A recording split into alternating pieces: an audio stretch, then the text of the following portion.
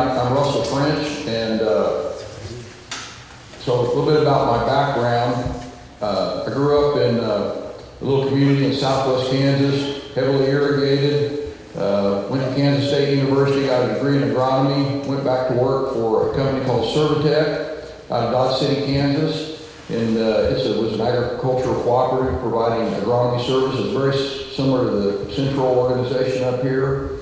And for 13 years I worked there as a field agronomist, and then as a division manager where I hired and trained agronomists in like irrigation scheduling, fertility management, things like that. And then in 1992 I was offered a job to go to work with Pioneer down in the Texas Panhandle at Dumas, Texas. So I moved to the Panhandle in 1992, and I worked for 30 years for Pioneer down there in that area, a very heavily irrigated area. And thoroughly enjoyed my career with Pioneer.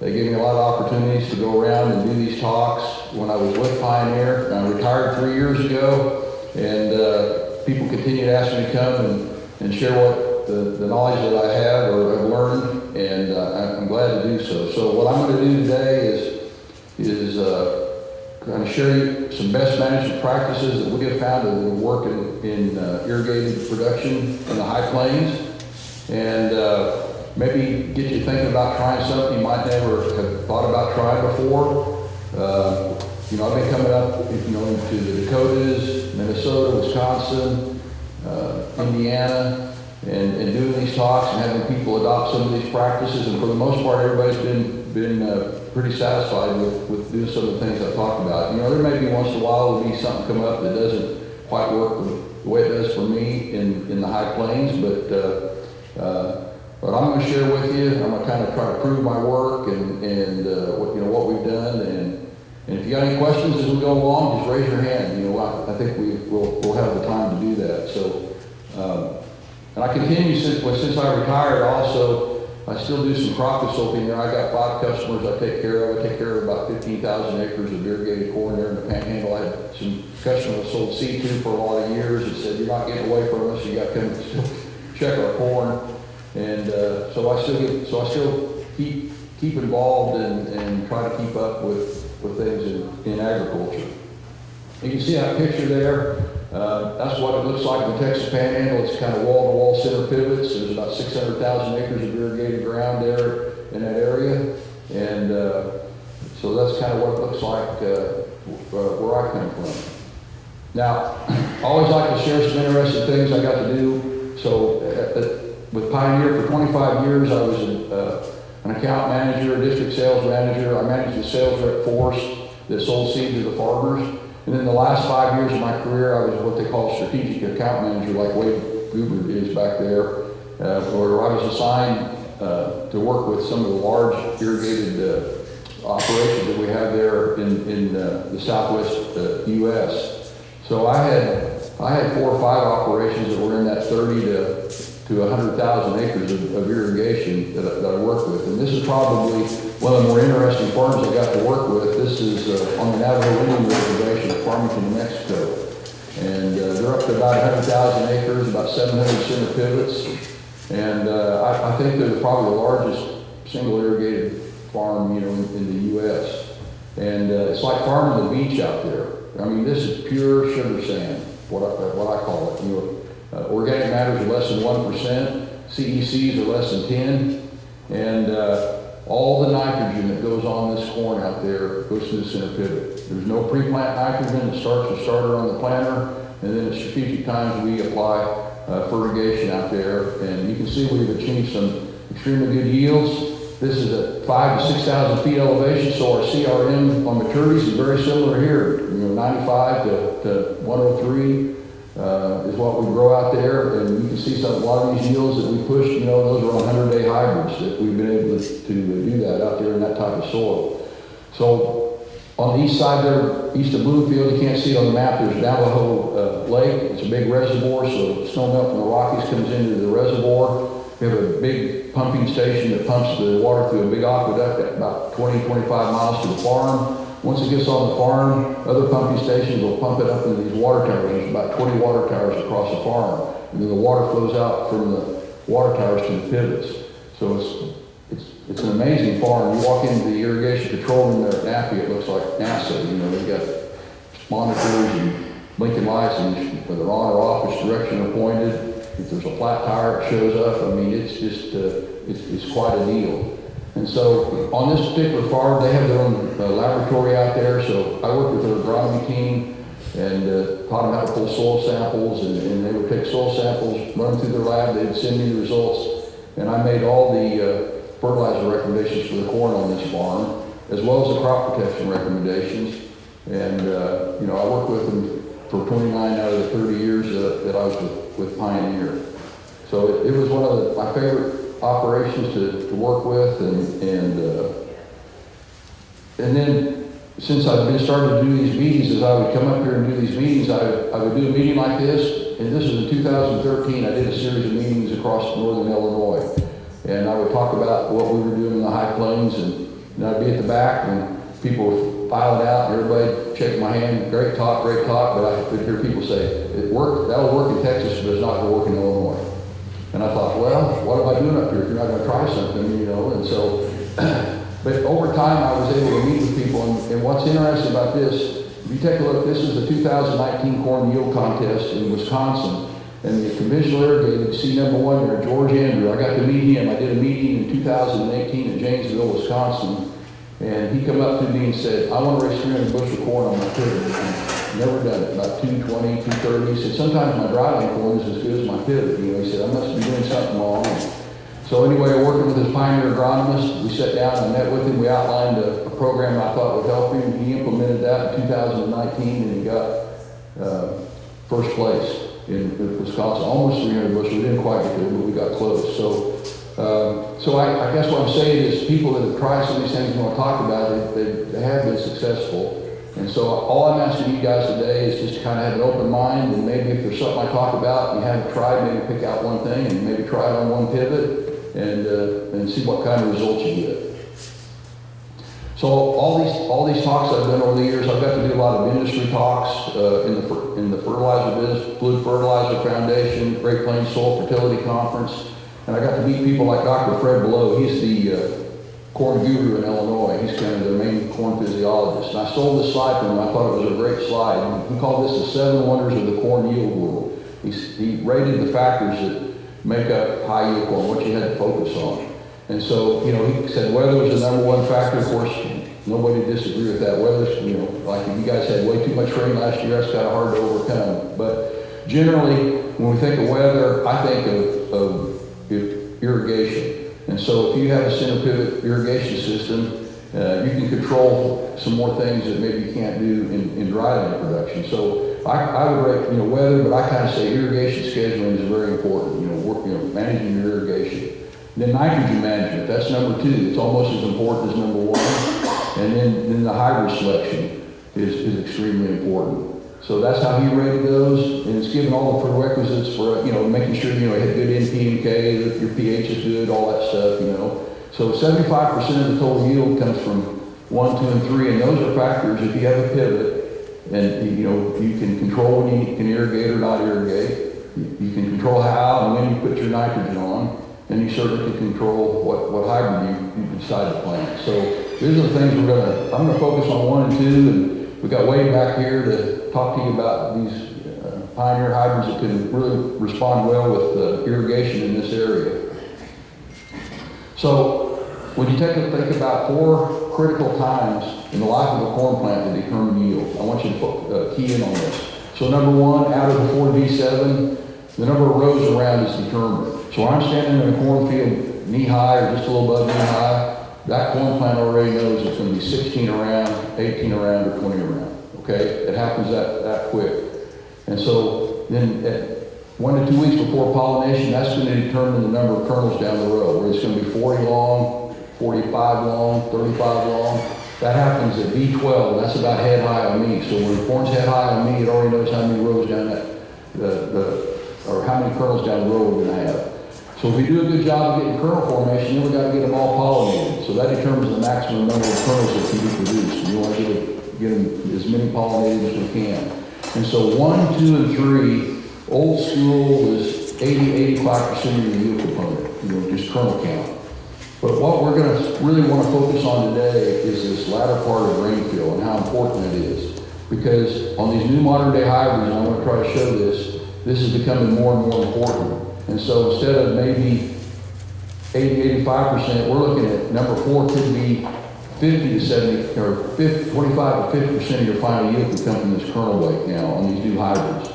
And so we really want to focus in on that because a lot of mistakes people make, you fight it all year long, you get down to the end, and you make that one more circle, pivots getting stuck, and you got disease showing up, and should we spray, or we're going to outrun it, and you're trying to weigh all these things, and bank accounts running low, and everybody's tired, but it's like running a marathon and getting 100 yards to the finish line and quitting.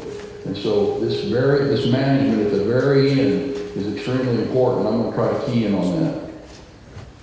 So this is what the corn ear development looks like. So 4 to 5 weeks after that corn is planted and that growing point becomes above the soil line, you cut it right there about V5, V6, split it down, you see that inverted V in there. And if you have an electron microscope, you can see what's going on here. So the growing point begins to differentiate. So we have a period of time in here. This ear does not know, it has not determined yet how many rows around it's going to be.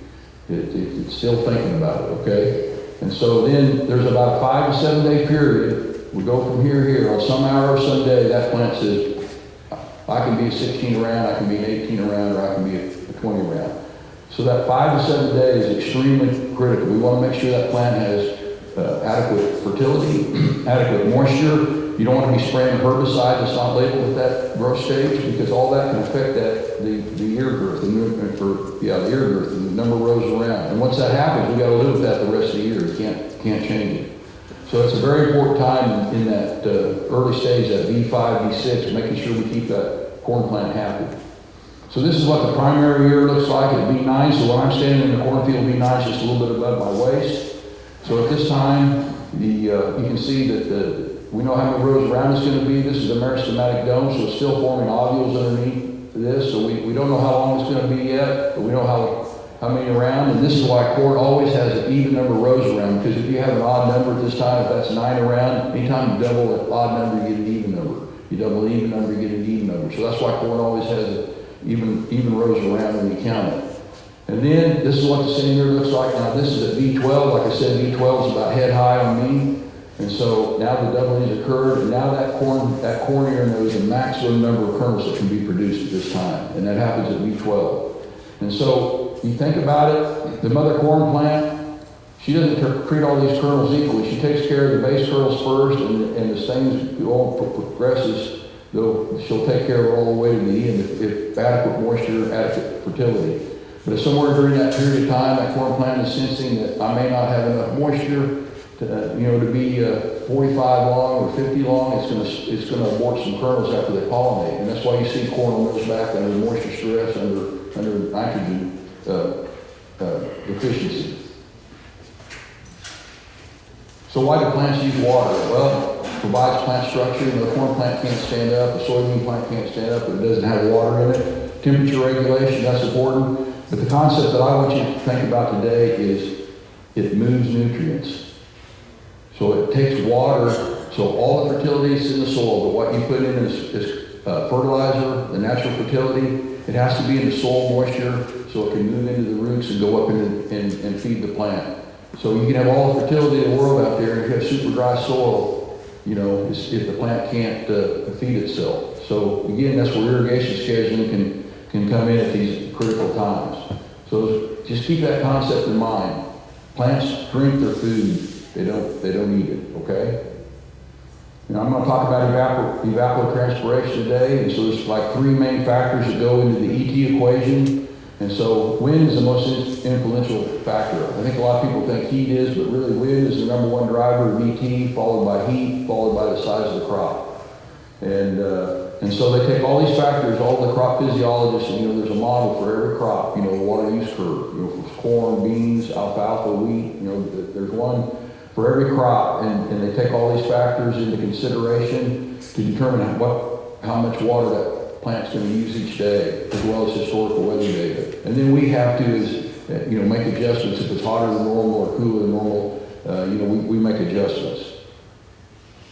When you take a look at evapotranspiration, so when the plants are small, there's less evapotranspiration, or less transpiration, and there's more evaporation off the soil surface. As the plants get bigger, more transpiration and less evaporation. And what we want to do is, you think of this, look at this bucket here, this is where we want to manage our water with irrigation. We want to bring it up to near field capacity. We want to have a little bit left in there, so if we do get some rain, capture some rain, that we don't run off. But at the same time, we never want to get down here where we get to the permanent wilting point. Because once you get to permanent wilting point, that means permanent. That plant won't recover. So what we're trying to do with irrigation is manage in between here. We don't want to overwater. We want to look, if it's wet and raining, we're going to not irrigate as much. And hot and dry, we just want to make sure that that pivot's coming across here before we hit that 50% maximum allowable depletion. And we prevent it from going into permanent wilt. So when you think about effective moisture stress on corn, I want you to think about, you can have moisture loss on corn at any time during the growth stage of corn. It's not as bad early, and you can see the critical time is that silk emergence and pollen shed. But I want to take a look at, dough stage. When you get into the dough stage, beginning dent, you can still lose 20 to 30% of your yield potential because of drought late, and not irrigating to the end, making sure we have enough moisture to get to physiological maturity. So when I talk about 4 consecutive days of visible wilting, so if you go out in the afternoon and you see your corn rolled up and it kind of looks like a pineapple out there in the field, but you come back the next morning at 7, 8 in the morning, it's all unrolled, looks pretty, you're doing fine. That's sort of, that corn plant's just trying to conserve moisture. But if you come back at 7 o'clock in the morning and it still looks like a pineapple, you got problems, okay? And that's when the clock starts ticking. You get 4 days like that, boom, you can see those type of yield losses. This is what consumptive water use looks like on corn. This is out of Nebraska, so it probably is going to be a little bit less for up here as far as the north, and probably your ET rates are going to be a little bit less, but this is a pretty good curve. You can take a look, early, the corn plant's not using a lot of water, about 600s a day, but you can see as the corn plant gets bigger and we go into the summer and starts getting hotter, now your peak water use is going to come at that tassel, silk, blister, early milk stage. This is where we're going to hit peak water use. And that can be, on the average, about 3,500 a day, or almost 2.5 inches a week. And so during that critical period, there's about 3 weeks, you're going to use 2 to 2.5 inches a week. And you either have to have stored subsoil moisture, you have to have rainfall, or you have to have irrigation to get through that period. And if you don't, you're going to suffer some yield loss. So what we do is we use these water use curves. We're looking at how much moisture is in the soil. We're looking at the forecast, and then we're determining when to start to pivot and how much we need to apply to keep above that 50% maximum allowable depletion. Soybeans is very similar to corn. Maybe the peak water use on beans is not quite as high as corn, but the peak water use might last a little bit longer. And so soybeans don't need a lot of water, during the early part here. It's this pod field that's very critical in soybeans. And I got some more data about how late irrigation in the dry years on soybeans, how important that can be. So when you think about physiological maturity for corn and soybeans, so corn kernel is physiologically mature when the black layer is fully formed, all right? On beans, it's when you split the pod open and that membrane stays inside the pods. So these pictures show beans and corn at physiological maturity. So at that point, all dry matter accumulation has occurred, and they're not going to gain any more weight for yield. They're just going to start to dry down and lose moisture.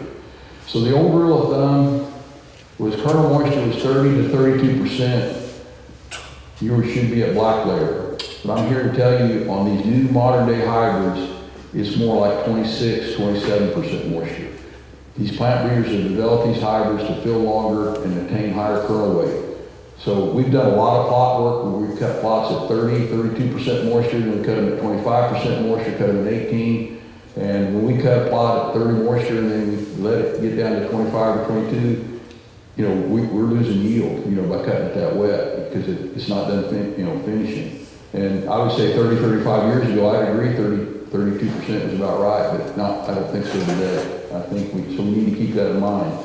And I'll talk a little bit more about David Hula here in a little bit, but he was a national corn winner this year, and I read an article in Farm Journal magazine and he truly believes that with proper management, he said, I can take a hybrid that Pioneer says should be finished with this many GDUs. If he can push it out even 4 or 5 days farther and make it feel a little bit longer. So I wish I had a chart like this for your maturity ranges here, maybe like that 90 to 100 day, but if you just want to lop off 3 or 4 days off everything here, that probably get you close, but here's the point I'm trying to make. So here's the different growth stages, here's days to physiological maturity. So you think about, quarter milk line. A lot of people think, man, I'm going to be done here at quarter milk line. You're still 21 days, and here you might be 17, 18 days yet to maturity. It's still going to take about 4 inches of moisture to get to maturity, so you need to have that in stored subsoil moisture, rainfall, or irrigation to get to the end. And you've only accumulated 80 to 85% of your total yield at a quarter milk line. So if something happens to that plant at quarter milk line, and if you're trying to shoot for 300 bushel corn, you still got 60 bushel out there that you got to get finished out. And if something happens, let's say you run out of water, you run out of nitrogen at that time, you're letting a disease like southern rust or tar spot or gray leaf spot kill the plant at quarter milk line, you're going to leave some yield out there. And it can be quite substantial in a high yield situation. So, my point here I'm trying to think is we want to get to the finish line, all right? That's what I'm trying to stress. We want to make sure we have adequate nutrients, adequate water, and we don't want to have any disease problems that could hurt us before we get to physiological maturity. So here's a good example of this. This is an irrigation study that I did down in Texas. This is several years ago. They don't even plant these hybrids anymore. Of course, as far south as I am, we can raise 120-day hybrids out there. And so this is a 500-acre center pivot, and the east half was in corn. We didn't have enough irrigation water to do the whole circle, so we had the east half in corn, and we were windshielding back and forth like this. And so the whole field was just 31 and 30, and on the outside here, I had a couple other hybrids I got to plant. And I was out there on about the 1st of September. He called me and said, I need to know if I need to make another pass or not. So I go out there and I do my probing, and I'm looking at that chart I showed you before, and I did not have enough moisture to get to physiological maturity. So I said, the pivot was pointed straight north. I said, you need to make an 1.5 inch pass to the south side and it'll be done. So he starts up and he comes around here and he gets about right here and the gearbox goes out. And he said, I'm done. I'm not going to fix it. It's going to make what it's going to make. And I said, well, that's good, because now I come out here and cut this plot and see if I know what I'm talking about. So here, this area did not get the last 1.5 inches. This area here got the last 1.5 inches. And I cut 600 feet this way, cut 600 feet that way, 12 rows each time, all 3 of these hybrids. Take a look at what happened. Right here, the corn makes 185 bushel. Right on the other side that got the 1.5 inches, 233 bushel. Almost 50 bushel just on that last 1.5 inches water. Same with this hybrid, 116-day hybrid. Same difference. Now, I don't care what somebody made this slide for me. That was not a 114-day hybrid. It was more like a 111-day hybrid. So you had a shorter maturity hybrid. You can see it didn't make any difference. Matter of fact, it looked like it even hurt a little bit. To make that last water you needed. So what I'm saying, it's important to know that hybrid maturity, and this is what we can do to make sure that you're understanding which hybrid it is, how which ones need the lake water, how far we got to need it. My point is, when you need that last pass, it can be substantial in yield if you don't get Mother Nature to bail you out. Same on soybeans. This is a study done by the University of Nebraska at Gothenburg. They have a model that predicts, how much water soybeans need, and so in this study, they shorted that model by about 2 inches to see what would happen. Didn't get any rain, it was hot and dry. Beans make 59 bushel. Then they applied the extra 2 inches, put on what they were supposed to, it made 64 bushel. But it was a hot, dry year, and they wanted to see what would happen if they watered 2 inches more than what the model said. And so on 9/16 at R7.5, you think about that, that's yellow leaves, on the lower yellow leaves, you got a few brown pods showing up. The forecast is hot and dry. The beans that didn't use the moisture, they didn't have a lot of subsoil moisture, they applied an extra 2 inches, another 10 bushel, just on that last 2 inches. And so as I come up here in the Midwest and I show this, and I've had a lot of people implement that last watered on beans in the dry years, you know, I've seen people go from raising 55, 60 bushel soybeans in the Midwest under irrigation up, you know, now they're hitting 80, you know, when they need that last watering in a dry year and Mother Nature doesn't help them out. So keep that in mind. You know, we'll try to show you how, you know, we got a lot of tools here to determine how much subsoil moisture we got and the water use curves, and we want you to be able to determine when you need to make that or not make that pass. So this is probably the most controversial thing I get pushed back on when I come up here is how fast to run the pivot and how much water you put on in an application. And I'm not very hard-headed. I know there's more than one way to skin a cat, all that stuff. But this is something I'm kind of a little bit bullheaded on, okay? And generally people run their pivots too fast in the Midwest. Half-inch passes are in the hot, dry weather are doing no good. 3/4 inch passes are not doing no, you know, they're just not doing, you walk out behind, it's hot and dry, take a pentometer, I'll show you a little bit. You just go in 6 inches and it's still dry below that. And so what happens here, you think about it, so you can lose up to 1/4 of an inch to evaporation every time it goes around. And so if you're putting on a 1/2 inch and you lose 1/4 of an inch, you're only getting 1/4 inch of the soil, well, that's not going to do anything. I mean, it just, and what happens up here when people are running these pivots real fast, I'll ask them, why are you doing that? And it's like, well, I'm going to air condition the corn. Well, that'll work. I can take a thermometer, put it on a fence post out in the corn, pivot will come by, you may drop the temperature for 10 minutes, a few degrees, and then it's back up right where it was.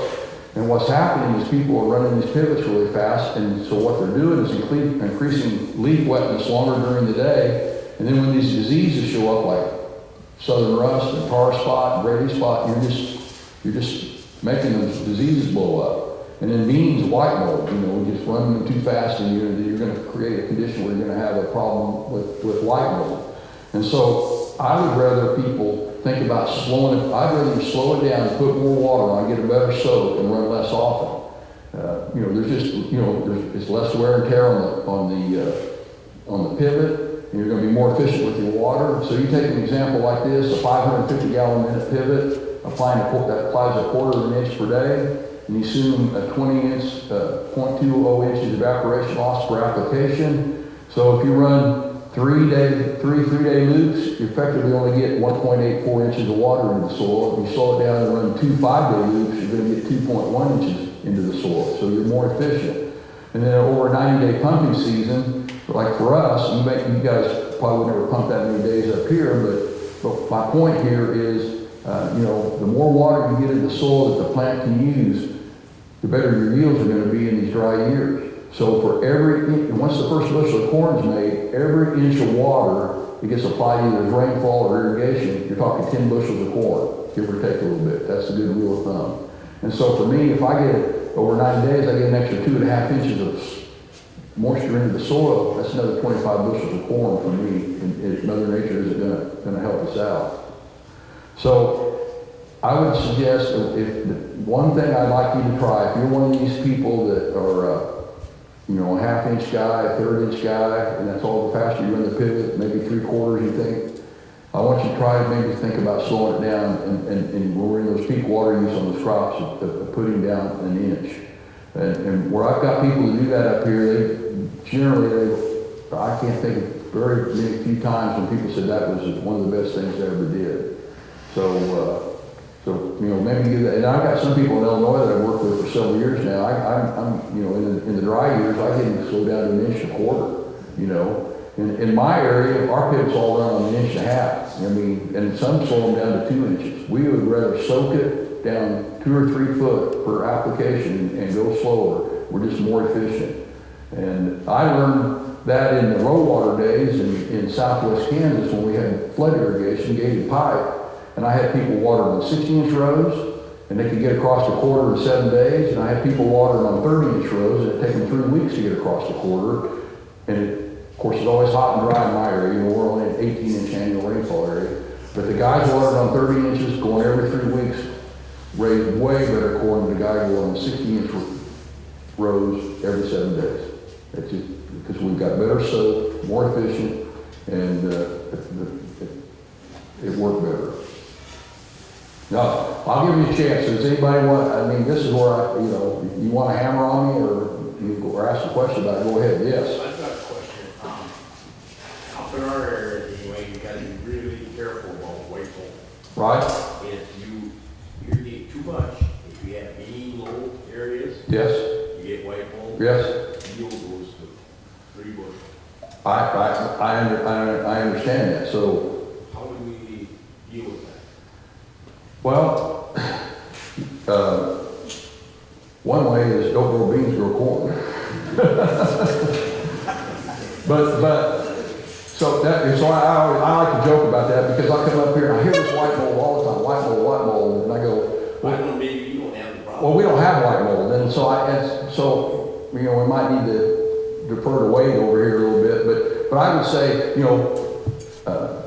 fungicide applications, if you have a pin center pivot and you can do chemigation and put the fungicide through the pivot and get a little better coverage than you can maybe with a plane or ground rig, is something to think about. I got some pictures about chemigation here in a little bit I want to talk about. So those would be things I would think about, but running slower, if you need the water, I mean, if it's hot and dry too, and you could irrigate and it start raining, but I mean, if you make one slow pass and shut down, I think you'll have less problems with white mold than running half-inch passes all the time.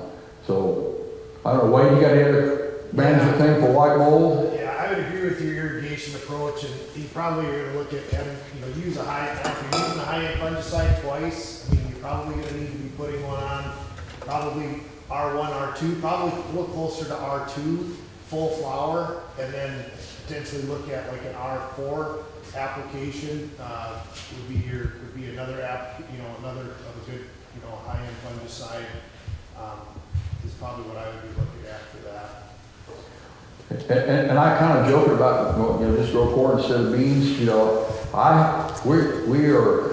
grow a lot of soybeans in my area because our basis is really poor, but our corn basis is fantastic because we have all the livestock industry in that area, dairies and all that, and so, I have center pivots that have been in continuous corn for 50 to 60 years. Corn after corn after corn. And we're raising 250 to 300 bushel corn. I mean, we can do it. So, it doesn't bother me to grow corn on corn. And if you pencil it out, I don't know, I bet 250 bushel corn under irrigation, 240, 250 would be 70, 80 bushel beans all day long, I would think, but I don't know. The other thing I'd say is, population, I don't know if you're down 100, 110,000, something like that, it's probably, and then also variety, make sure you're planting something that's a high score on. I found wide rows counts, I was down 50-inch rows, and Yeah. that makes a big difference. Yeah, I think it would. Well, I'm sorry I don't have a lot of, too much to tell you about white mold because I don't deal with it, but I know it's a problem up here because I hear it all the time. So,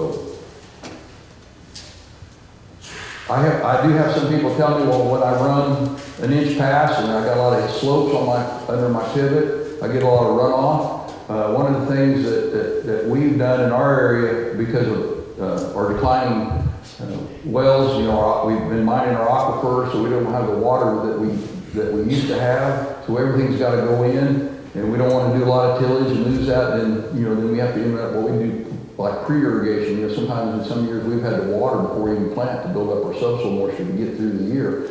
But we don't want to do that if we can help it. So we've moved to strip till and no till from conventional till. And this is a good picture here. You can see when you get a big rain and you're doing strip till, leaving that residue out there, leaving the old root channels from the year before, it soaks into the ground better than in conventional till. And so we've had people move to strip till under pivots, and where we have a lot of some changes in elevation across the pivot, and it's really helped keeping the water in the field and running out to the low spots and the pivot gets stuck. So that's one thing we do. Some people do inter-row ripping, like there's a blue jet ripper and different things, and they'll go through there and kind of open that ground up, and things like that can help. And we used to do, had a tool called a dammer diker that would go through there and kind of build these little divots, you know, in between the rows, and that helps keep the water in the field. So there are some things to do to allow you to slow the pivot down and get that infiltration instead of running out of the field. Norm, did you have a question?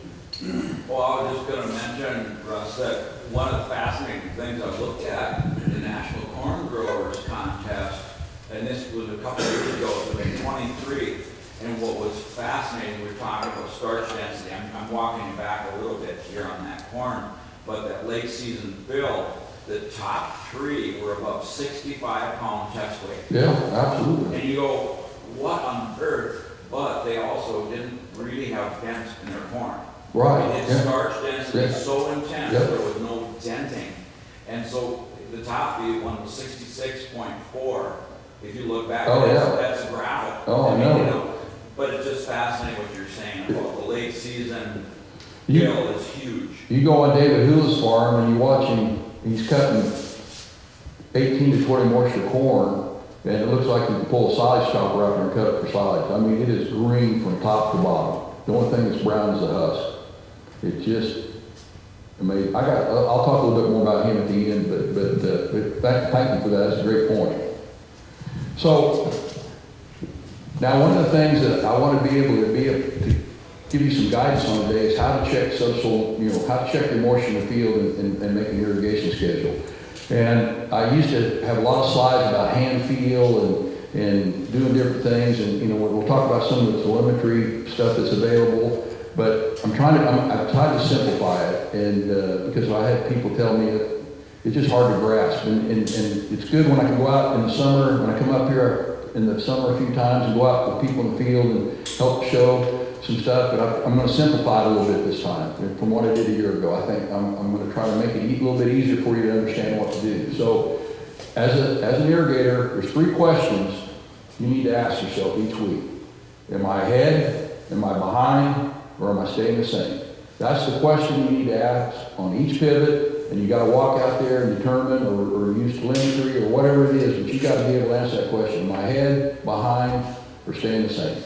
And so once you ask that question, then we know what to do, all right? So we got to figure out how to answer that. So what I do and what I train the agronomists to do, sales reps, things like that, is we're going to go out wherever the pivot's at, we drive around, find out where the pivot's at, is it on or off, and then we find out what direction it's moving, clockwise or counterclockwise, and then I always go out and check in front of the pivot, all right? I don't care where the pivot's at. If it's north this week, and next week you come back and it's east or south or whatever, you always check in front of the pivot because that's going to be the driest place in the field.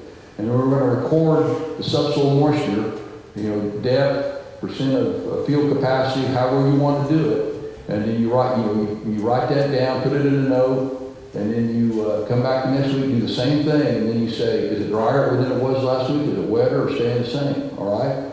And so this is the way we do it, and you can. So if I take this penetrometer, and you can visit with Wayne after the meeting on how to get one of these, but I would go out there, and normally what I do is I would take the Oakfield probe, take the core out, do the hand feel method, all right? But that's kind of hard for people to do. People want the faster way, so, you know, for many years we've used these penetrometers, and there's not an irrigator in the High Plains, a crop consultant that doesn't have one of these in their pickup or on their side by side. Everybody's got one, and everybody knows how to use them. And so we walk out there in front, and if you, we'll put this down a second. So if I take this probe and I push it one-handed and it goes in easily, that's 90 to 100% of field capacity. Just think about that, 90 to 100%. If I got to start it and push it down 2 hands till it stops, that's about 80 to 90% of field capacity. And if I have to get on it like this and get it push until it stops, that's about 70 to 80% of field capacity. So you can estimate it like this, and you know, say the top foot's 80% of field capacity, second foot's 70% of field capacity, and you know, that soil's only 2 inches per foot, 1 inch is available to the plant, so I'm 1 inch depleted. I got my pivot set on 1 inch. That's the ideal situation to be in. Okay, or you can just record depth. You can go in and just push it down and say, okay, it went in 3 foot this week. The next week it goes in 2 foot. That's telling me I'm getting drier. Next week it goes in 1 foot, I'm getting drier. You can write it down like that. All I want you to do is to be able, so basically, the easier you push this in, the wetter you are, the harder you push it in, the drier you are, okay? And all you gotta do is answer that question. Am I drier? Am I ahead, behind, or staying the same? That's what you want to do. So then, if you're getting behind, you're going to slow the pivot down. A lot of people think you're going to speed up. That's not what you do. You slow the pivot down if you're getting behind. If you're ahead, you can speed it up, or you can shut it off for a few days, or a day or two, whatever, depending on weather forecast, crop water use, things like that. And if it's staying the same, if you push it 2 foot down, if you push it 2 foot down, it goes about the same. You just keep doing what you're doing.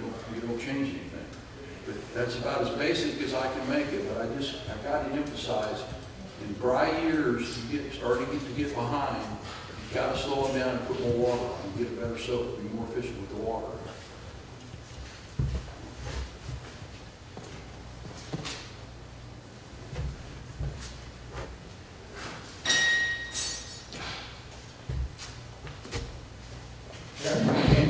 I don't have my pens.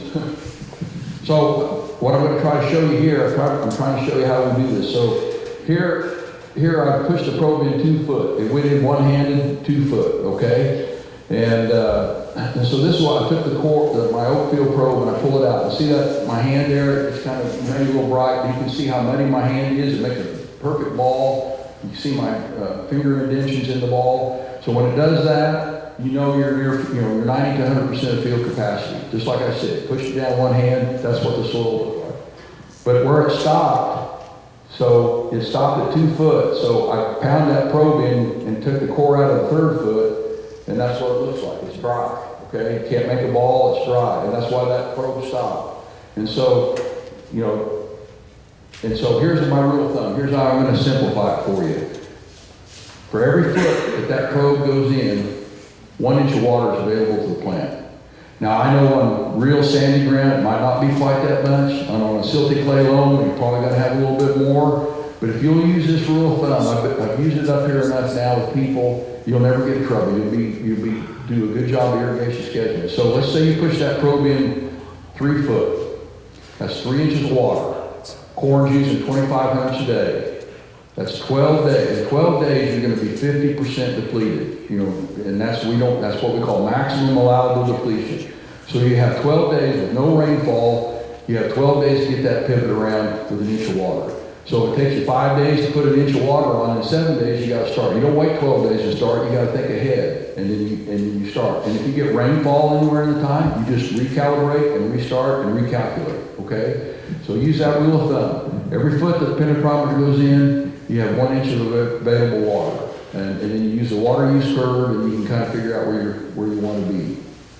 So does that help? Does that make a little bit of sense? I'm trying to make it, it's like throwing a hand grenade. I just want to get close, okay? We'll be okay. How many of you have windshield Pac-Man type pivots?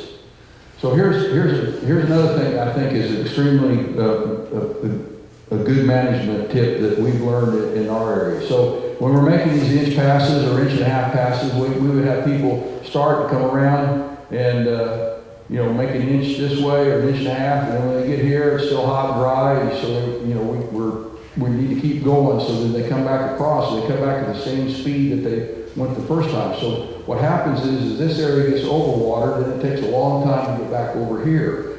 And so what we found is that on these circles is what we want to do is make our slow pass this way, and then we want to reverse as fast as we can get back to the starting point.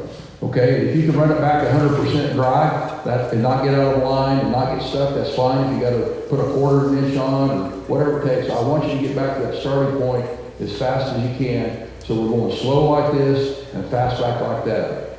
Because when you do it the wrong way, so there's a big oil well out here, and we can't go all the way around. So you can see he's coming here, he started here, he goes around, or I guess he started here, come around, and then this area got double watered.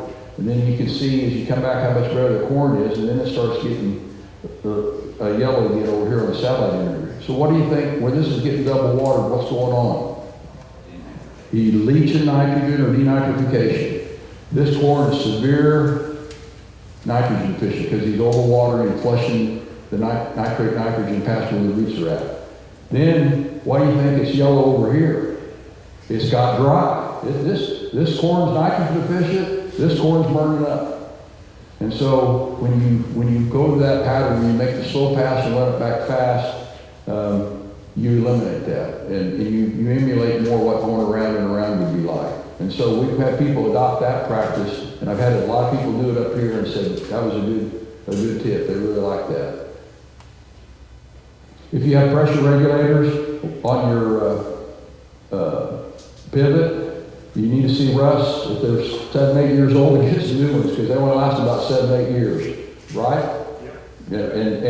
And they might even last not even quite that long if you're pumping out of a pond or river and got a lot of sand and things like that. But pressure regulators are important to get a uniform pattern. In a wet year, you may not know that your pressure regulators are shot, but in a dry year, you'll know it. And so they're very, very important. I just wanted to make the comment that 7 to 8 years is about all they're expected to work. How do you check them? What's that? How do you check them? If they're good or not? How do you check it? Do you have one of the meters that checks them? We don't yet, that's a good question for Clark over here. It's just, your water pattern will change. It'll wear out either one of either 2 ways. It'll either let more water out or let less water out. And if you have a sprinkler that looks different, it's most likely your regulator if it's not full. When I'm checking fields, I can start to see, a dip in there, and I'll put rain gauges out underneath there, and if it's not uniform, I know that could be a problem. And then there's a gauge, I've seen people that they can check each individual nozzle, and I don't have one of of those, but there is a tool you can use too to walk through. You get soaked while you're doing it, but that's just the way it is, Thank you.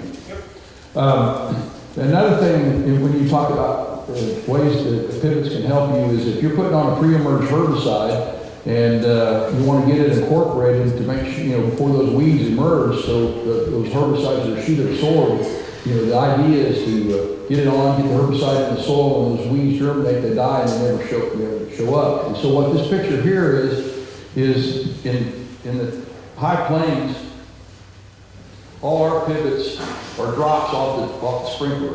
So the sprinkler head's about 1 to 2 foot off the ground. And we have drops every 30 inches, and we're planting a circle. So we have a drop running in the circle all the time. And so what you see here is one of those drops that was on. The guy planted a little bit out of the circle. So that's not a sprayer skip. That's where we got water on to incorporate the herbicide. And this is over here is where we got no water and no rain, and that's what the weeds look like. And so when you have things like Palmer amaranth and water hemp, and you have a mess like that, it's going to be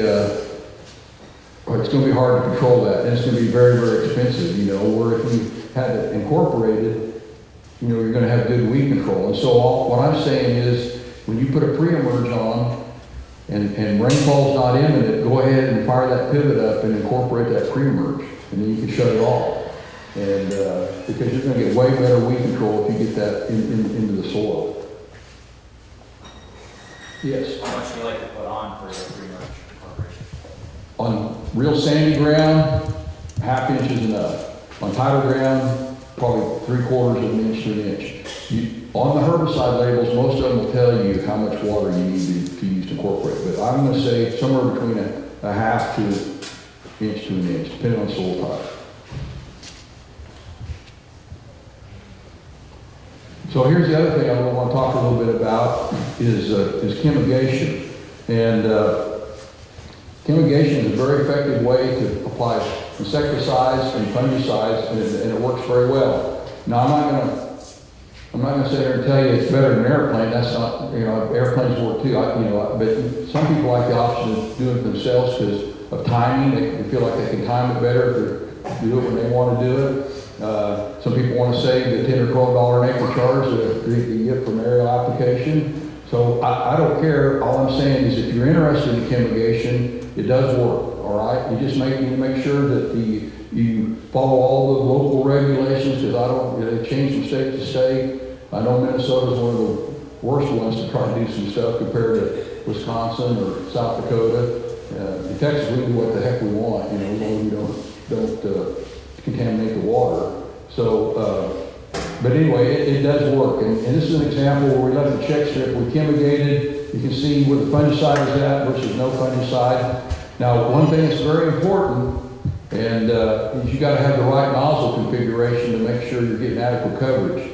And so if you're up on top with a rotating type nozzle or impact nozzles, that's fine. But and I'm going to show a picture here in a little bit, but if you've got drops down to the truss and you don't get 150% overlap, it's not going to work. You're going to have rings out there and you're not going to get the coverage you need for fertigation and chemigation. I'll show you a picture of that. So nozzle configuration is important when you do that. And this is also for you guys that like to run fast, now you get to do it. When you chemigate, you can set that thing on 20 hundredths and go. If you like doing that, this is the time to do it. Because all we want to do is let those leaves up, and keep most of the chemical on the leaves, not wash it down onto the soil.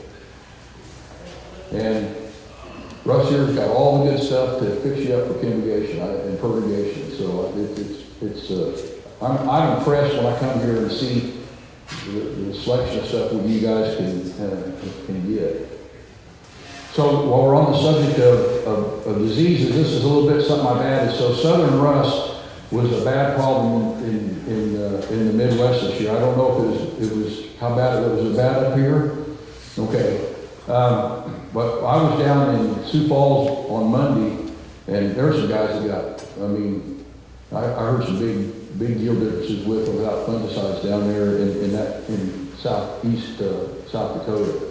So I want to show you, I have a lot of experience with southern rust because coming from Texas, you know, of course I live up here in the Panhandle, but down here in South Texas, this is where it starts every year, you know. So right down the Rio Grande Valley, the corn's already knee high. And I called my the district lead down there in South Texas before I come up this week to see what they were seeing. He said right now they're not seeing any southern rust or anything yet, you know, but you never know. But anyway, southern rust doesn't overwinter in Minnesota or South Dakota. It's got to be blown up here. So this is what it looks like. You see how bad it was in South Texas in early July. And then it's starting to get up here into Louisiana, Kentucky, Tennessee. And then look at 719. Now everywhere there's some green area, you know, they probably indicated they found trace amounts of it, you know, by this time. And so now you can see it's moving up farther. Now we're getting over here in Nebraska, northeast Kansas, Missouri. And then that's 8-7. And then now we're, you know, on the 21st of August, now we're all over up here in the Midwest. And, you know, and this thing will really, under the right weather conditions, you can go from finding just a trace amount. You walk in there, so you have a spore shower come in on the wind, and the spores will fall in, and it'll infect 2 or 3 plants right there in the area. You might see like a quarter-sized area of southern rust started. But when you see that, and under the right conditions, in 3 weeks you can have dead plants. I mean, it can move that fast. And so typically with southern rust, people are, because you guys haven't had a lot of experience with it, you have the idea that, well, it don't look that bad, and then a week later it comes and now it's moving up, and you call your agronomist, you call your sales rep or whatever, come out, do I need to spray this? Yeah, we probably have to spray it. Then you call the aerial applicator, the wind's blowing, everybody's, so you're 2 weeks late getting it sprayed, and boom, you know, then you spend the money and you've already lost some yield. And so, I'm not going to say, I'm just going to tell you what we do in our area. We've had enough experience with southern rust, and we're raising good yield, 250, 300 bushel corn under center pivots. And, you know, and I did a lot of fungicide studies, 2008, 9, 10 in Texas, and we would always get a 2 to 4 bushel yield increase, just even when there's no disease, just from late season plant health. You know, we'd pick up 2 to 4 bushel. And then in the years we had bad rust, you know, we could get 20, 30, 40 bushel yield increase. So my guys just said, you know, if the worst I'm going to do is break even, or at least maybe get 80% of my money back, and the best I can do is gain 30 or 40 bushel, I'm not going to screw around with it. I'm just going to put it on. So we just budget a fungicide under our irrigation, and it goes out just like a herbicide does. We don't mess around because they all think, you know, they're just not gonna take a chance because of the damage you can do. Now, I'm not saying that's what you need to do up here, but I'm saying if you see it showing up and you're still 21 days out to black layer, or 28 days, you know, you better be thinking about, you just better pull the trigger. You don't have to do it preventative like we do, because we're doing it, we don't see it, but when we don't see it, we never see it, you know, we just put it out, and the guys that wait usually can get hurt a little bit. But all I'm thinking, if you guys see it show up, and you got good yield potential in your irrigation, you may want to, it's better to go earlier than later, okay? Yep. Yeah, we got slammer, a lot of the non-resistant hybrids Yes. across the profile. You know, it was 9 to 20 bushel got hammered this year, but our humidity was absolutely breathtaking. Oh, I bet it was. Breathtaking this year. Well, look at this. This is a study done in northwest Indiana this past year. I got this from a Pioneer agronomist. They had a test plot, they had a drone. This side got the applied on 7/29. This is a new Forcivo fungicide from Corteva. And then they left the check strip out here. And like you said, based on Southern Rust Score ratings, and which most hybrids don't have a very good Southern Rust Score rating, you know, that you guys are planting, you know. So, and then these 4 season hybrids, you know, again, it depends, but you know, there's some, look at that, there's 58 bushel difference, 52. You know, there's one hybrid, the shortest season hybrid in this plot had the least response to it, you know. But still, even 6 bushel would have probably would have paid for it. But on the whole deal here is no fungicide, all those hybrids average 202, 241. It was a 39 bushel across the plot, you know, with fungicide versus no fungicide. And look, here's the difference. Took 81,000 kernels to make a bushel. No fungicide only took 75,000 kernels to make a bushel. It's that late kernel fill, that kernel weight, that's making the difference. So, you know, the message from Pioneer is proactive fungicides protect yields, you know, and you got to do the math and look at the cost of the fungicide, look at the cost of price of corn, all those kind of things. But in high yield conditions, at the first sign of southern rust, I'd be thinking about it. And then, you know, we got tar spot and other things that are coming into the area.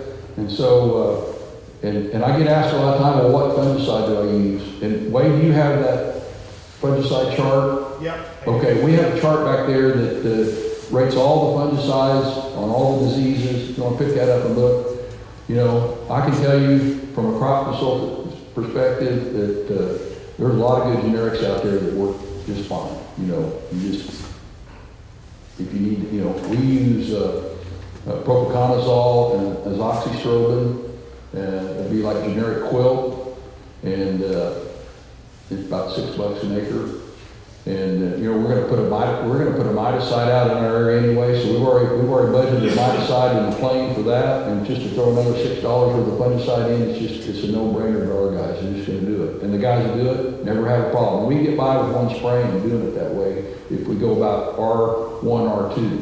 Now there's some years that the mites come in earlier, and we have to spray the mites early. We spray the mites early, and then we got to come back and put the fungicide on later, because that, you know, prior to tassel is pretty early for a fungicide if you're not seeing anything. So some years it doesn't happen very often. I'd say 80% of the time we get by, 80-90% of the time we get by with one shot, and some years we might have to have come in a second time. So I do like these capacitance probes. We've got some really good examples up here. You can visit with Rust, but I mean, there's a lot of brands out there, but you know, they do a good job. You know, you put them out in the field, they're in there permanently. They send telemetry back. But remember, it's only going to check one spot in the field. And I like, you've got a lot of pivots to manage. These do help, but you still, every once in a while, I think you need to go out and do the hand probe method, just to make sure everything's looking right. Sometimes I've seen these probes get installed incorrectly. They don't get put in right, and you get some, you know, so you want to make sure everything's working right, ground truth, that's all I'm telling you to do. But they do a good job of sending that, you know, telemetry back, and you can see where the irrigation event is. You can see how the plant drinks during the day, rests at night, and then what we try to do is when it gets into that, before it gets 50% depleted, which would be the bottom of that red line, once it gets into that red, we want to have the pivot there going back up. So you can see this is doing a pretty good job in a dry season that would be a very good irrigation scheduling event. And so, again, we have sensors the ones I work on use have sensors every 6 inches or every 12 inches. What do yours have, do you know? Either 3 or 6 inches. Yeah, so and so what you do is you get a graph like this, and you can see where the root development is, how deep, you know where the roots are at by seeing that stair step activity. I got a glitch here, I'm gonna have to back up a couple of times, it keeps wanting forward. But what it does is that here in this example, you can see the 30-inch root depth. We're pushing water down here, there's no root activity. So what are we doing when we're doing that? We're pushing water past the root zone, we're probably leaching nitrogen. So this grower should have made an adjustment, he didn't do it, but he did the next year, he wasn't paying attention like he probably should have. When we talk about nozzle selection, and this is the point I'm trying to make here and Clark will talk about it maybe a little bit, because I stole his slides from last year, because I thought these were really good slides, but you gotta have enough overlap on those drops, and if your drops are like 10 foot apart, that's just, down to the truss, that's just too far. And this is what you're going to end up doing. You're going to have these rings out here where you're not getting enough water. And if you're not getting enough water, if you're fertigating, you're not getting enough fertilizer. And if you're fumigating, you're not getting enough pesticide, okay? So this is really, you can show here this is too wide and you need a minimum of 150% overlap. And if you're not going to go back out there and re-nozzle this pivot with drops to have that, then you probably need to go back up on top and put your nozzle up there if you want to do fertigation and fumigation and not have dry rings out in your circle. And I've seen that a lot up here, in this area over in North Dakota. I was here about 3 years ago and I saw several pivots that had those dry rings in them. I would encourage you to get your irrigation water tested. If you've never done it, maybe just do it, get a baseline, and if everything looks good, maybe then once every 3 to 5 years retest it. If you're using water from wastewater from a municipality, some manufacturing, lagoon water from a livestock operation, this should be very important. You test that fairly regularly, once a year, once every couple of years. One, you want to make sure you're not getting too much sodium in the water that's going to cause infiltration problems. Another reason is you can see what the nutrient level is in that water, and you can account for those nutrients that's in the irrigation water and cut back on the amount of commercial fertilizer that you apply. So I would encourage you to test your irrigation water. I'm sure there's some good laboratories here in the area. I think there's one down in Brookings that does irrigation water testing, and there could be others. I'm not sure, but somebody can help you find out who will do that. Does anybody have any questions? Kind of move over on the fertility side here. Okay? So, when I moved down to Pioneer in 1992, I'd have farmers all ask me these questions all the time every year. Do I need more or less of something? Is product A better than product B? Method A better than method B? Will it pay? And what would you do if you were me? And I had a lot of guys tell me, I'm not going to wait for a 4-year university research trial to, with replicated data and all that stuff. If you think there's a better than 50-50 chance of something working, I want to give it a try. And so I decided we needed to do more on-farm testing. And so as a Pioneer district sales manager with a sales rep force, and we were putting out lots of test plots on, with our hybrids, competitive hybrids, comparing our new hybrids to our old hybrids against competitors. There's a lot of other information we could get out of these test plots besides what hybrid was doing the best. And so we developed a protocol and we recorded all kinds of management practices. People that were, in-season fertility versus all pre-plant. We looked at irrigation capacity. We looked at soil pH. We looked at organic matter. We looked at elevation. We looked at tillage practices, strip till, no-till. And we looked at all these practices and we get all this plot yield data back from these plots, and then we would look at the top 10 every year, what they were doing, what the people were making the top 10 yields, and we looked at what people were doing at the bottom of the test plots. And so real quickly we could say people who are doing these things are making the highest yields, people who aren't doing any of them were making the lowest yields. And then we would go to our customer and say, hey, give this a try because it looks like it's working, and people would try it, it worked, and so what I'm getting ready to tell you about fertility timing and all that stuff, it comes from this test plot data, which we call spatial and temporal analysis of the data. I got so much data, it's just as good as replicated data, you know, from a small plot trial university. It's really even better because I'm in more environments, more soil types. You know, 30 years ago, academia didn't like this type of data, but now they've kind of come around and said, yeah, it's valuable data. So, you know, I was involved in over 2,000 test plots in 25 years as a territory manager for Pioneer. And so I had a tremendous amount of data, and year after year I was seeing the same thing. People doing this, and it could be different people. They were making the best yields. People doing none of it, they were making the worst yields. So this is where all I'm going to talk about comes from. So these are examples. So we begin to look at nitrogen timing through the pivot. And we had some guys looking at putting some nitrogen on after tassel because there was a consultant in the area that was doing some work there, and he was kind of promoting that. And we began to look at it. So here's an example. In 2010, I had 40 test plots, 6 hybrids in a 4-county area. And 19 plots got no post-tassel nitrogen. 21 plots got nitrogen applied at brown sill. Now it was not an extra application, so it's not that these over here on the right got an extra 50 pounds in over the ones on the left. All got about the same amount of nitrogen. It's just the one on the right there saved some of it to go through after tassel. And these are the kind of results we started to see. You know, 217 bushel average on those 19 plots, no post-tassel nitrogen. 248 where we applied post-tassel nitrogen. Okay, 14 plots averaged over 240, 3 plots averaged over 240 without it. And we saw that year after year, we would see that. So, you know, here's like a top, you know, I did a top 10 list every year. I just picked 2013 out to show that these are my highest yielding averages. We're looking at all these factors. Post-tassel nitrogen, 9 out of 10, we're doing that. And the one that made the top 10 yield that didn't do any post-tassel nitrogen was using a lot of manure, you know, so it probably wasn't something that was going to help him out that much. Staying with starter fertilizer, again, 9 out of 10 were doing it. The guy that made the top 10 list that didn't use starter, again, was using manure in his program and had some pretty high soil fertility levels. So when we looked at all that data that I pulled out, we evaluated nitrogen use efficiency on how people were doing it. And I made what I call the nitrogen, this slide's about 30 years old probably, corn nitrogen management ladder. And what I was trying to do is get people to look at where you're at on this ladder and take a step up to improve efficiency. And so, you know, we took our people that would go out and broadcast urea, compile it all in pre-plant. It was taking 1.3 pounds of nitrogen to make a bushel. If they went out with fall anhydrous and put it on, it was taking 1.2 pounds, all pre-plant. And then, you know, if you spoon fed it, was always putting a little bit of nitrogen through the pivot, which is what NAFI was doing when I first went out there at Farmington, was just kind of always spoon feeding it. And I kind of switched them up to have more strategic and more amounts at strategic times.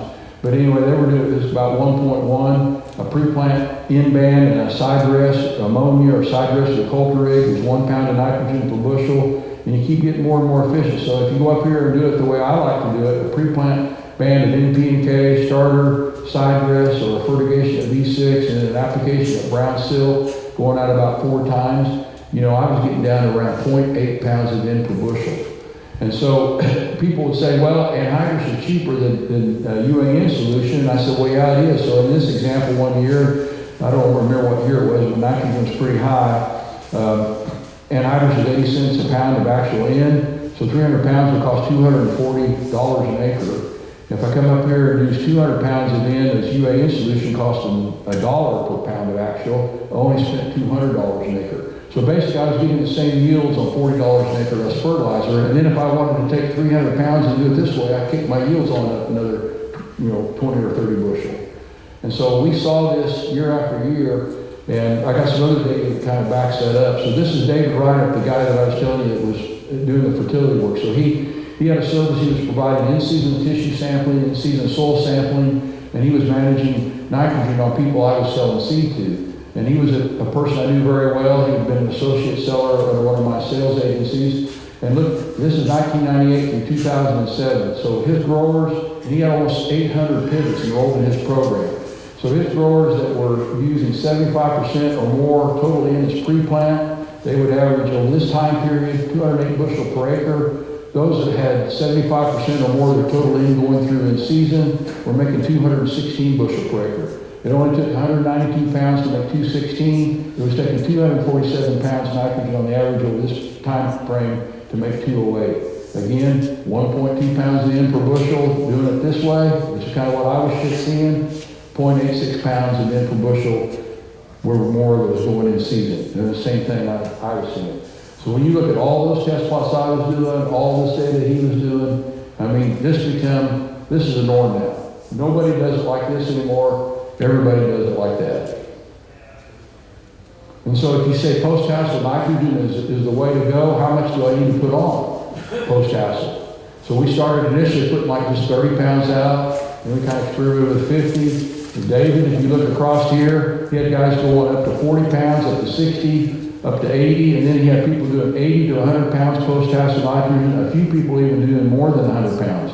This is where we were getting our best yield. Over this time frame, 1998, 2009, 781 fields, you know, we're averaging 230, 233. Down here where we're not doing it the right way, 201. And so we were getting better yields this is not additional nitrogen, it's the same total in, just shifted more of it to going after tassel. We can blame the plant breeders, okay? So this is what I'm trying to say. So this is work done by Dr. Tony Vine at Purdue, and Fred Below, this is his graduate student, Chuck Hagel. And what they showed in the work that they did, these new modern day hybrids are now using 40% more of their nitrogen after tassel than older hybrids. So they've shifted to plant breeding to get this kernel field we've been talking about, to get that heavier kernel weight, which equates to better yields.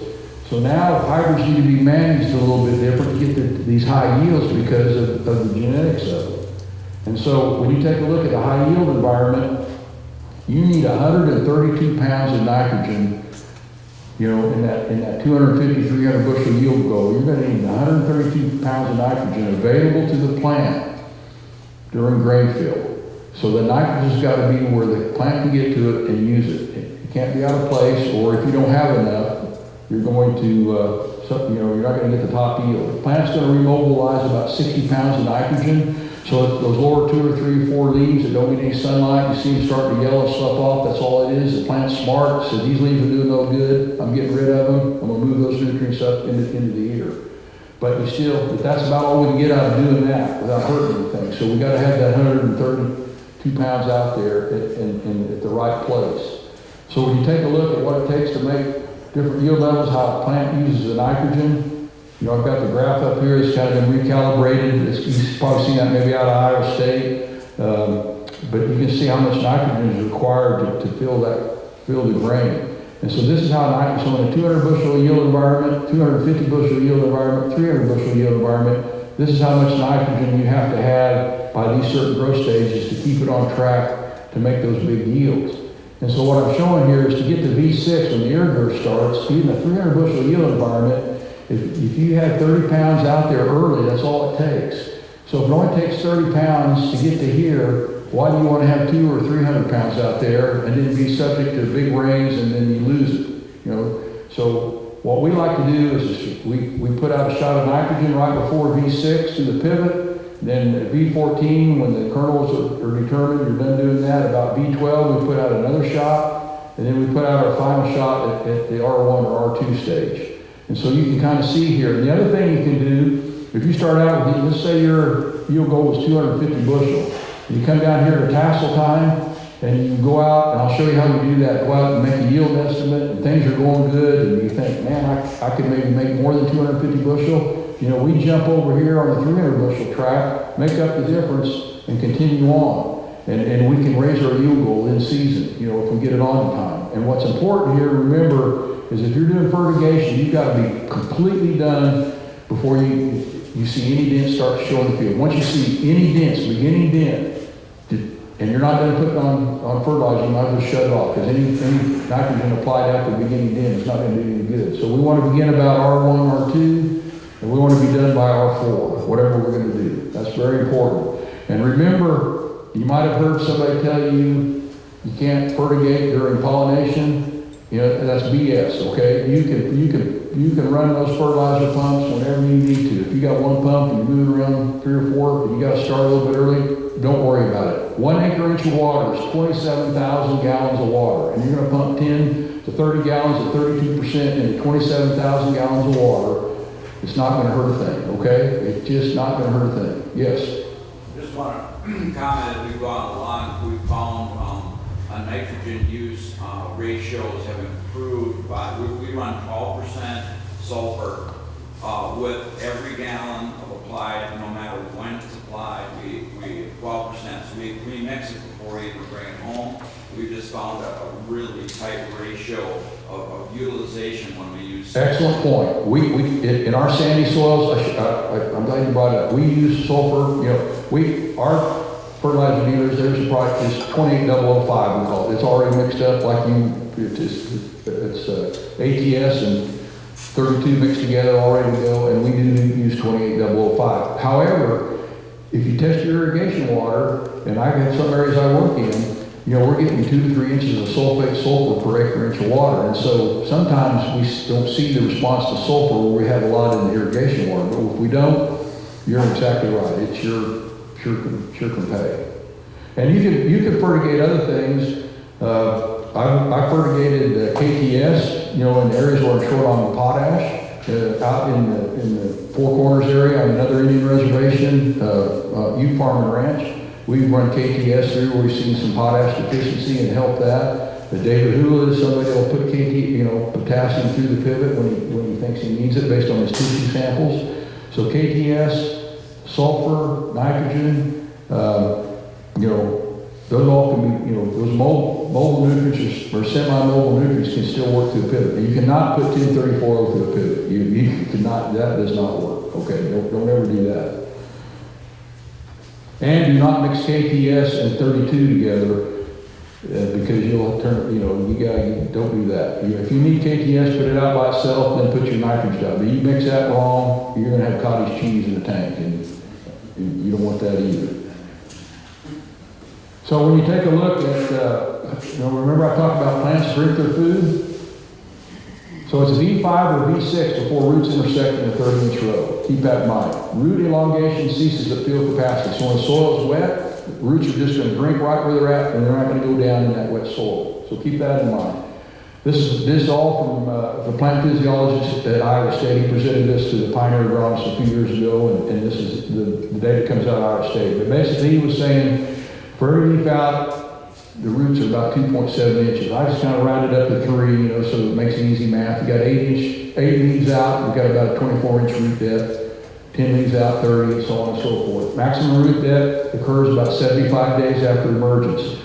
But this is what I want to talk about, percent of water extraction. So you type, this is the first foot, second, third, fourth.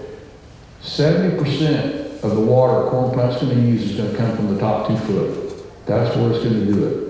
So if plants drink their food, and 70% of the water it's going to drink is in the top 2 foot, where do we want to keep our nitrogen?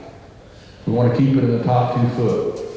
Because what happens is, if you put it out too early and don't need it, you get a lot of rain, you get it leached down into here, and then it stays wet up here, that plant physiologist said that corn plant's not stupid. He's not going to, you know, work to pull water from 3 or 4 foot deep when he can get it from 6 inches. You know, it's just not going to do it. You know, Mother Nature doesn't design people or organisms to expend more energy than it has to, so that, you know, when it can be lazy, it's going to be lazy. And it's not going to go down here and get your nitrogen for you because it can get drink from up here. So again, trying to keep that nitrogen right here in that top 1 to 2 foot is you know, all through the life of that corn plant is extremely important. And we have better options, you know, under a center pivot where we can strategically apply those fertilizer shots.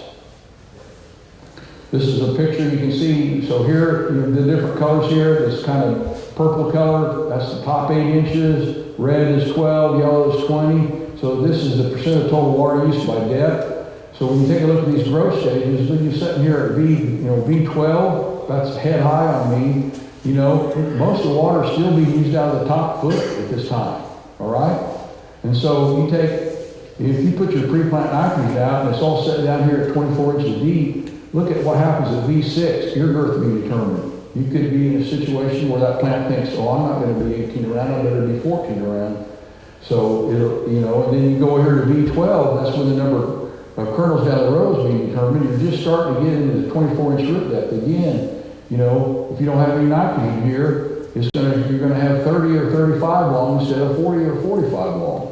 So keeping that nitrogen here in the top 2 foot is extremely critical because it doesn't start pulling moisture from deep until late, you know, R4, R5 down here at the end. And so it's very important in these high yield situations that I've, in my experience, is keeping that nitrogen in the top 2 foot.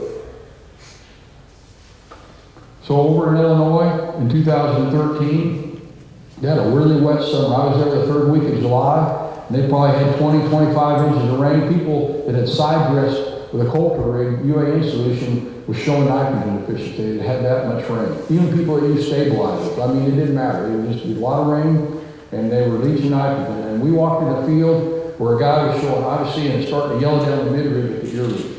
And I said, man, I wish you had a fertilizer tank and pump and we could put some UAN solution out. And he said, well, I got one, but I just never set it up. And I said, well, if I were you, I'd set it up and give it a try. And he said, well, I'll think about it. And next day he calls his account manager, Alyssa Abbott, and he says, all right, I'm going to set this up. I'm going to do half a circle and see if that Texan knows what he's talking about. That's exactly what I said to her.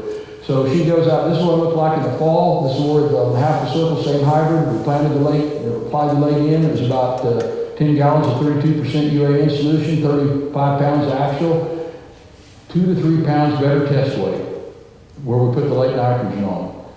30 bushel better yield. But here's another factor I haven't talked about yet. When you're in a nitrogen deficient situation and you got high yield, that plant begins to cannibalize those nutrients from the lower stalk. Now you predispose that plant to get stalk rot, Fusarium, Gibberella. And I had a guy in Sioux Falls this week show me a picture of his corn where he ran out of nitrogen and was starting to fall down. It was pink in the middle, Gibberella. I mean, I looked at it, I knew exactly what had happened there. So you get this stalk rot. So not only did this corn not yield as good because the kernel count was a lot higher than it should be. It also, we lost yield because it was going down at harvest and we didn't get it all in the combine. And so that's what the kernels look like, laid in versus no laid in. And again, here's the factor that we want to talk about. Late season plant health equals kernel weight, okay? So look at these examples here. You've got the same amount of kernels, 30,000 population, 720 kernels on every year, 90,000 kernels per bushel, 100,000 kernels per bushel, 80,000. Look at the difference between 80 and 100,000. 64 bushel difference, or 54, whatever that is, that's a lot, okay? I mean, that's the difference.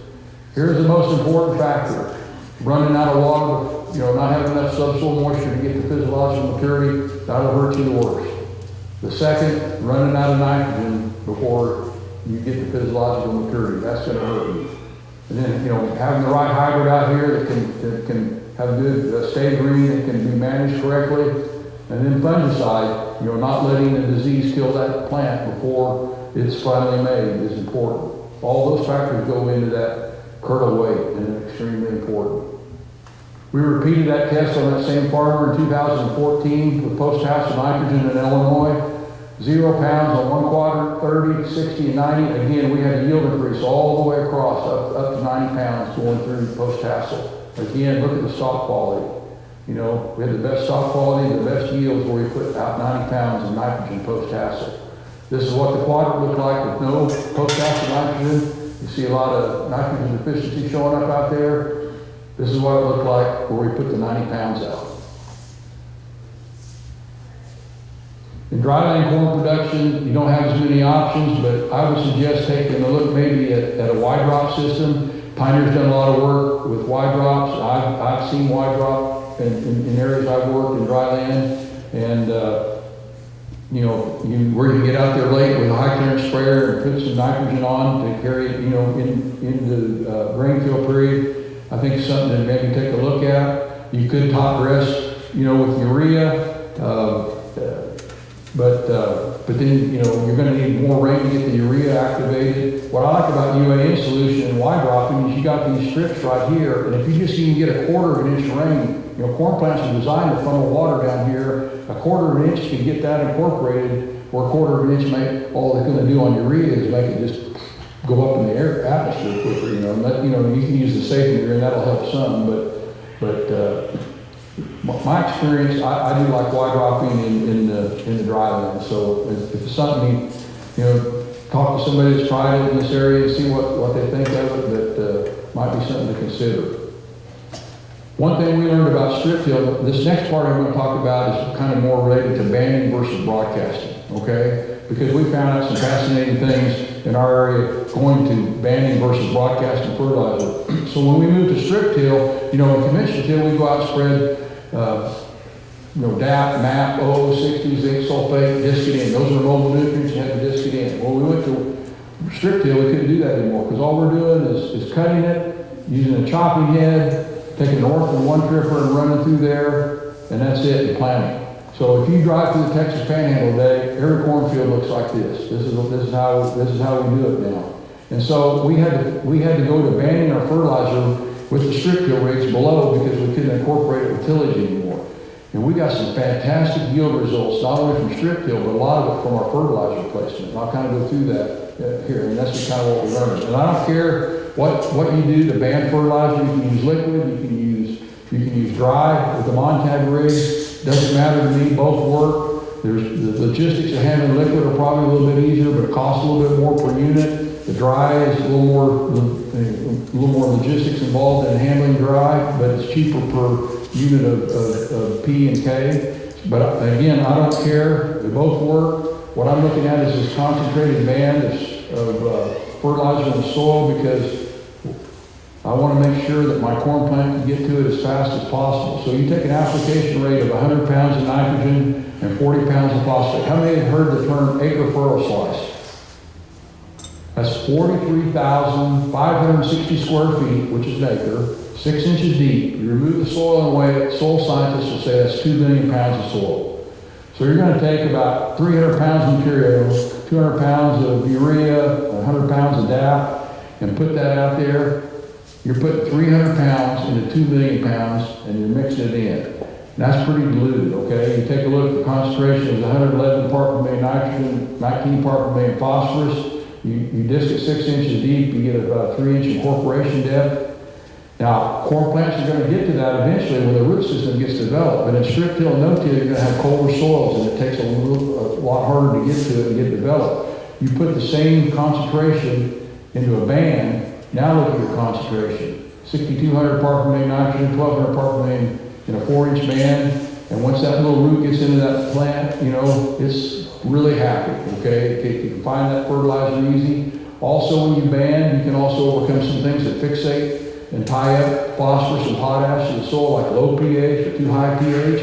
You can kind of overcome that by banding as another advantage. Another thing that you can do with banding is you can reduce a broadcast rate by about 25% if you band it and not affect the yield. You'll still get the yield you need. Now, if you do that year after year, you will pull your soil test levels down. But I have a lot of people, when we went to strip till, we had pretty good soil test levels. Our yields went way up, and we dropped our soil test levels down, but we just adjusted what we put in the band, and we still raised really, really good corn. And a lot of guys like that. They're on rooted ground, and if you're year to year, they go, I'm just going to put out, I'm not going to leave it for the next guy if I lose this, you know. So a lot of people like the banding from the economic standpoint also. This is what we want to try to avoid, you know, in cold soils. You get these cold soils, wet, you know, heavy residue, you get things, you know, and you don't have that fertilizer with starter in there. Corn root growth decreases 5-fold when the soil temperature drops from 70 to 58. P uptake increases 4-fold, and in my area, it's early June before a strip till field and a conventional till field, soil temperatures are equal, all right? So Dr. Marty Gordon at Kansas State University did a lot of work with starters in strip till and no-till, cold soils, at good soil test levels. And generally, some of these soil test levels that you could have had a lab say, well, you probably should skip it 1 year. So he looked at 2x2 placement, different rates of fertilizer, 2x0, surface band. I'll talk a little bit more about that. But statistically, they were both the same, 2x2 and 2x0 surface banding. But where you take those same nutrients, mobile nutrients, broadcast it over the row, it's not effective, it won't move, and you can see, it's about 15, 16 bushel difference. So these are important, those bands are important in cold soils. So when I talk about positional availability, this is our hot band. We go out there with the strip till rig, then you look at using pop-up, 2x2 placement, 2x0 surface band, where you put it on the surface 2 inches over in a concentrated band, and then with an inch of irrigation water or an inch of rainfall, it moves down through the process called mass diffusion and mimics 2x2 placement. That's what Dr. Gordon showed at work. And all this work, I've had a lot of people switch to surface banding. They don't want to spend the money for coulters on the planter. They just want to set up and do surface banding. It works extremely well. And we're talking about a relay method. So we got a pop-up in here that gives that young little seedling enough energy, enough food to get it to the 2x2 band or 2x0 band that moves down like that. Then it relays it to, has enough fertility until we get to this band. And that's how we do it. And it's very effective. I'll show you a little bit talk about David Hewlett, because David Hewlett is a banding fanatic, okay? He's a banding fanatic. So I had people would argue with me about starter fertilizer, well, do you need it or not, in the strip till and no-till. And so I said, well, just turn 12 rows off and we'll see.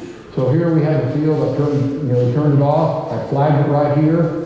And by passing time, you couldn't see that anymore. It all looked out. My customer's ribbon, you see, I don't need that starter fertilizer. Look how good it looks. Well, if you go out here, I took them out here. The years out here probably averaged 14 and 16 around. Over here, they were averaging 18 and some 20s around. There's 30 bushel difference with and without, and there was pretty good soil test levels, on phosphorus. The difference there was 10 gallons of 1034O surface band versus none.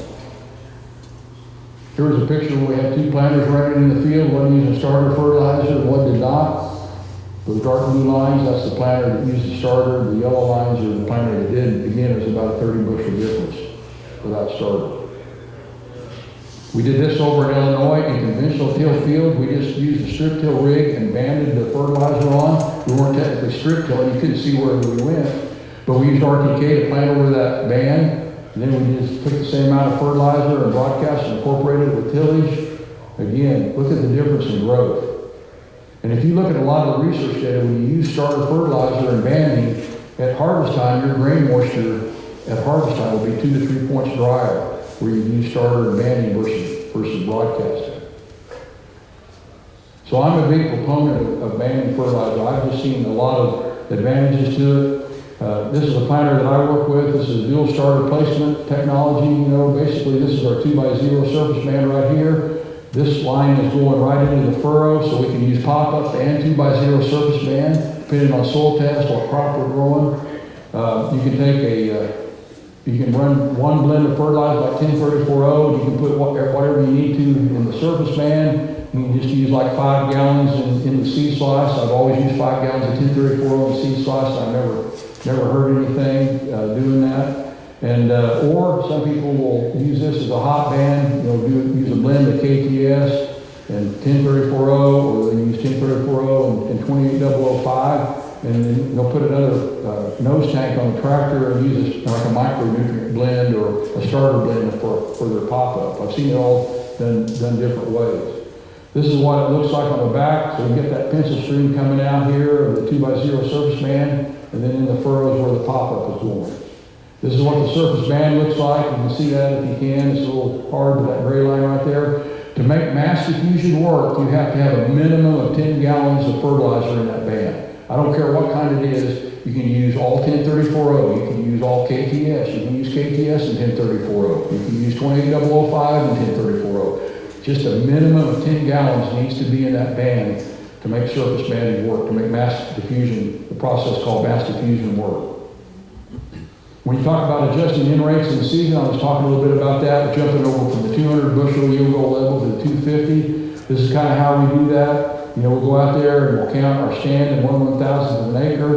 We're going to look at girth and length and population, and then we're going to estimate how many kernels per bushel that hybrid's going to make. We evaluate the plant health, subsoil moisture, extended forecast, And then we're saving a portion of our nitrogen to go on post tassel, let's say 50 pounds. We look at everything, if things look better, we're gonna jack that up and put more on. If we've had a hailstorm, a lost leaf area, and we go, well, it's not gonna pay now, so we may reduce or eliminate the post tassel application, take those dollars and spend them on another field that didn't get hailed on.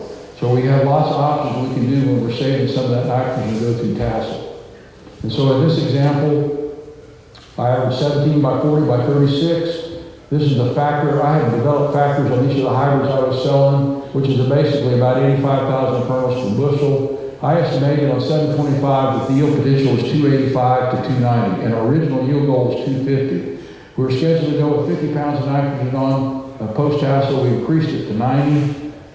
Everything looked beautiful out there. You know, we're green from top to bottom, excellent subsoil moisture, no disease, no mites. Because we applied fungicide and miticide, that's the main thing, but it looked fantastic. This is what it looked like at harvest time, right before harvest time. Filled them all the way to the end. We averaged 17 by 40. My yield estimate was 288. The final yield was 285 across the scales. And I was at 0.84 pounds of N per bushel.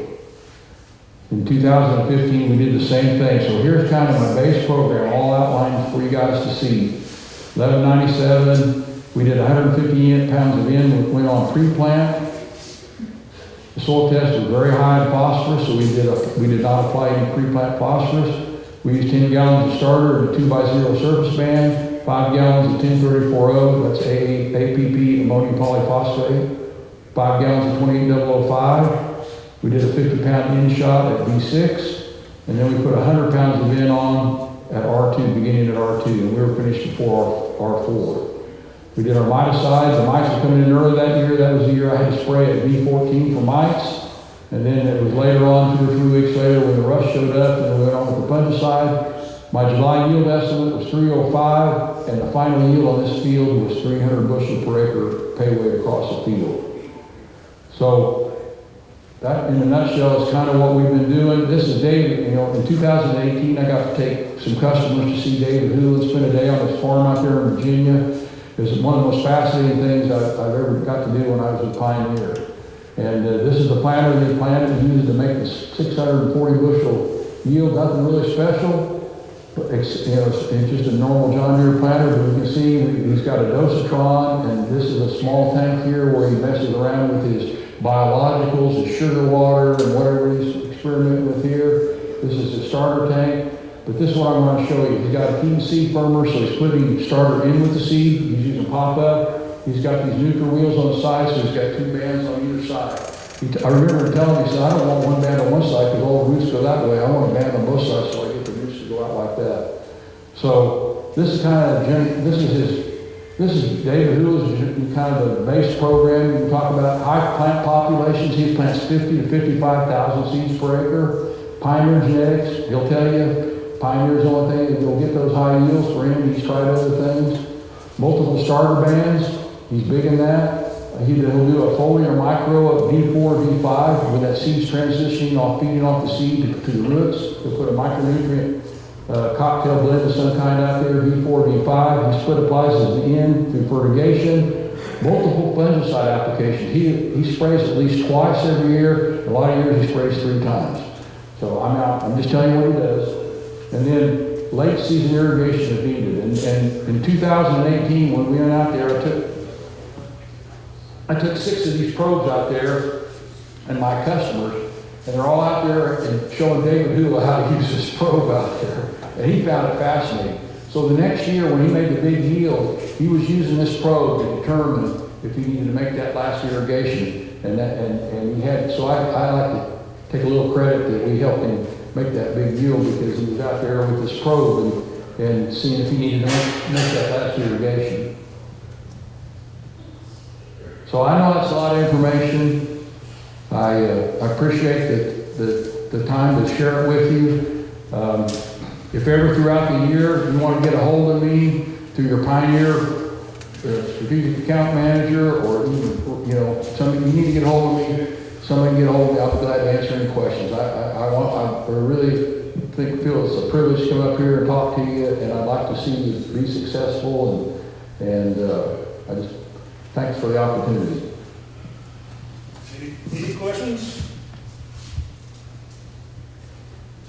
Yes, On your program, you get 150 gallons and replenish, why so much upfront? on that field, we can handle that, you know, I wasn't concerned with the organic matter and CEC, he didn't want, you know, that's what he wanted to do, basically, you know, I was okay with it. So I don't mind putting, you know, if you got, let's say, 2% organic matter or better, CEC's 15 to 20 or better, and you want to put more up front, you know, it's okay. But I mean, you don't have to. He put 150, I got some people that put out just 100, some people put out 50, that like out in the sand at Nappy, they put no pre-plant out, you know. So some of it's logistics and how people want to do things. Now, if we'd had a bunch of rain, you know, that might have been too much out there. You know, we could have lost it. But, you know, I'm in an area where he's at, you know, 16 inches of annual rainfall a year is usually all we get. And it sounds like you guys got that in 2 rains this year. That's a good question. Good question. Yes. When you're doing your 50 to 90 falsified nitrogen, because you figured you had higher yield potential, are you doing that in one application, multiple applications? What's your thinking on that when you're going, okay, I want more nitrogen, are you gonna space that out, or are you gonna keep your same program you're playing?